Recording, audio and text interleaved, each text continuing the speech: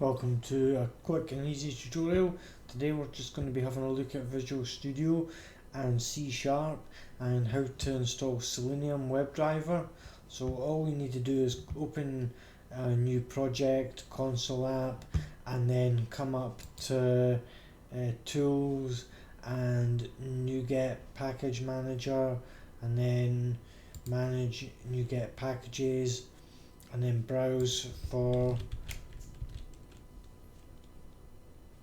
Selenium, and there you go, and then you can just click there to install it on your project, and it only takes a couple of minutes.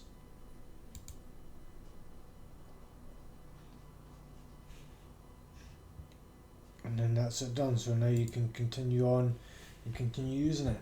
If you like this video, please like it and subscribe to the channel for more great videos. Thanks for watching. Bye bye.